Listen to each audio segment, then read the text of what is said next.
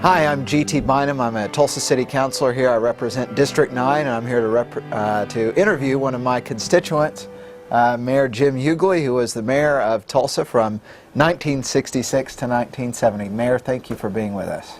Thank you for having me. Did you grow up in Tulsa? No, actually my family were from Tennessee, and in the 20s he moved his family out to Oklahoma to seek his fortune, which was a pretty rough go in those days. Right. So we lived all over Oklahoma,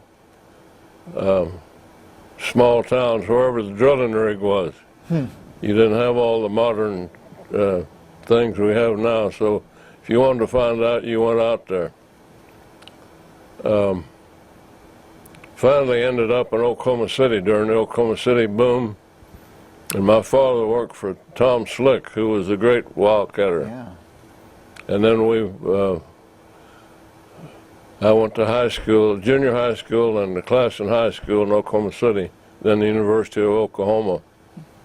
Then I spent 4 years in the wandering around the oil fields and 4 years in the Army. And I came back, by the time I got back home, my sisters had moved here. And my mother and father were living in San Antonio.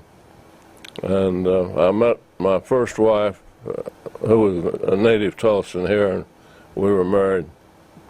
And she passed away when she was 46 years old. And I remarried to my present wife. So you came here basically through your wife. That's what brought you here to Tulsa. Right, my first wife, yeah. And you worked in the oil business here? We had some drilling rigs, and I liquidated them because I wasn't making any money with them. I used to tell everyone, I lived in Midland for a number of years, and I was out in the oil field trying to drill wells, but they're making all the money down at the hotel, dealing leases. So I finally caught on and got out of the drilling business. And I understand you were a Democrat back then. I've always been active in some kind of politics, and I was a Democrat. In Texas, when I lived out in Texas, you still paid a poll tax to vote. So you could be whatever you wanted to be.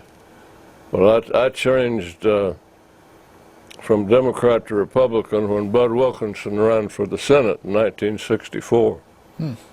I sort of hate to admit that I was in charge of his Tulsa operation, which didn't do very well. Oh, really? And why do you think that campaign didn't go so well for him? Well, one of the problems was he was a celebrity, and he'd go into these small towns, and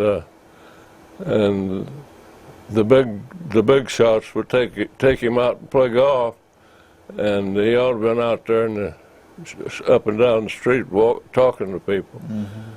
And he was a heck of a guy and a good friend of mine. But that's when I got the idea that maybe I ought to try something on my own. We built up quite an organization, by the way. A lot of them still around here, and real good friends still, after all these years. And is that really what led you then to run for mayor of Tulsa? Yeah. Bob LaFortune, at that point, was street and fire commissioner. And I asked him if he's going to run for mayor against Maxwell, and he said no, and I said, I think I'll take a run at it. And what motivated you to run for the office? Well, I had 3 teenage boys, and I had a void in my life, and I thought I'd try something new. And when you were running for mayor that first time, you know, what were the real needs you saw in Tulsa? Really, it's been run very well. Maxwell was a good mayor, and it was a fluke that I ever got elected. And I was the first one to admit it. Charles Norman, one of my good friends and yours, used to tell me that he was a city attorney, for those of you that don't know. He called me after I had been elected to congratulate me, and he says, "I'll be glad to pick you up in the morning and show you where the city hall is." So it went on from there. Right. And what were your big priorities when you came in, the things that you wanted to do? Well, you know, it was quite a different structure, city commission form of government than the form we have now. We had five people, but they were like the street and fire commissioner. He took care of his business and reported to the council. And we had a water commissioner, and these were people that were doing a public service. Dean Langenheim was our retired Tulsa University professor, and we had a finance guy that ran that part of it, and then we had the mayor. So the work was already done, and all these things. It was more of a we administration than an I administration, because a lot of the things that originated under my administration were maybe started by Bob or Dean Langenheim or someone else, but they go through the process. And I did a lot of the public relations type thing. I know one thing, a big accomplishment in your administration was centralizing a budget and data processing. And at the time, I guess that seemed like a controversial issue. Yeah, it was quite a controversial issue, particularly with people like Dean Langenheim, who was an old-time engineer, and he didn't. We got, I think our first computer took up about a half a floor down there. Right. And I know another issue you worked on was really streamlining a city, looking at how the city and the county could work together better. The one of the problems, I think the city commission form of government was good, but obviously it was out of date. We had threats of civil rights legislation because certain parts of town weren't represented. And we did some studies on trying to make a city-county deal work, even that far back. Every one of I think every one of my 2 or 3 mayors before me, and practically everyone after me, have tried to figure out some way to get this strong mayor, what we tried to get a strong mayor. But we never were able to get it passed until Susan, I think Susan was the mayor when it, no, or Roger. Randall, yeah. Randall. Yeah. How was the city funded when you were the mayor? Did it have a sales tax? By the water department. Really? About 90% of the revenue. We would always pray for drought. We'd check with Dean Langenheim for the weather reports. This is true. Really? We had no source of income other than the water department. Wow. And I had the dubious honor of putting into effect a 1-cent sales tax. We called it the city police and firemen sales tax. Really? They got they got an awful lot of it.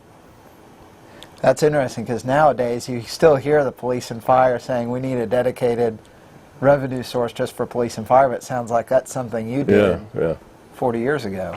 But I got a big kick out of the, shortly after we had the election to put on the sales tax, we had this Christmas parade. And I got booed all the way up and down the street, and my children were very upset. But it turned out that that was just the beginning, wasn't it? Oh, yeah, yeah.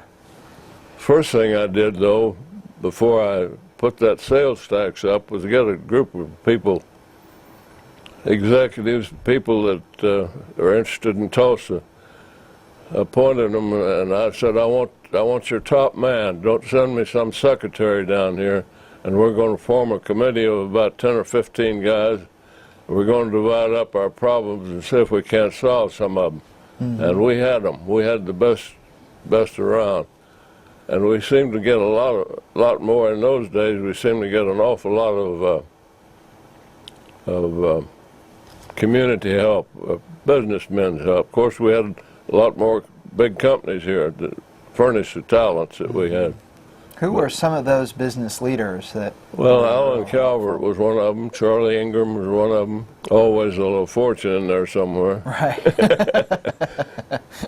I know a huge, long-lasting accomplishment from your time in office was the Tulsa Housing Authority, and really the overall city policy on fair housing. Can you talk about that a little bit? I did a lot of independent research on that myself and made several trips to different towns that had public housing, and came back convinced that we had to do something, and we had the capability of doing something about it. So we formed, I don't know whether it's still called the Tulsa Housing Authority, but shortly after we got it going, while Ruth Nelson was appointed chairman. I think she's been chairman ever since. Right, yeah. And doing a wonderful job, by the way. You talked a bit about how it was really a team approach when you were mayor. Can you talk about maybe some of the other commissioners that you worked with? Well, of course, Bob LaFortune was a stalwart. He was mayor pro tem. I got to appoint, and he was the one that was in charge of working with the highway department and getting our streets and thoroughfares and trying to look into the future to what we need, and those things took time, and they still were using slide rules in those days instead of computers. Dean Langenheim, of course, ran that water department like it was his, and did an excellent job. Kept everything right up to snuff, and always reminded us, the rest of the commission and the mayor, where the money was coming from, most of it. That's the reason I say it was more of a we situation than it was an I. So that happened under my watch, but that doesn't mean that I initiated all the good things that happened, not by far. How has Tulsa changed since you were the mayor? I can remember when you'd walk down the street or go to the Tulsa Club, you'd see everyone in town you knew. And we've lost a lot of the big oil companies had offices here, and I'm still in the Phil Tower building after I took my father's place in the Phil Tower building. I guess I've been there as long as anybody. I guess it's just changed like everything else, like all the other cities. It's just time and transportation and technology has caught up with you, and here you are, do the best you can with it. Well, Mayor, thank you so much for this time, and really appreciate it. And I'm G.T. Bynum, and thank you for joining us. Well, you too, thank you very much for your time, and since you're my councilman, why, I'll be calling on you from time to time. Well, good. I'd appreciate it.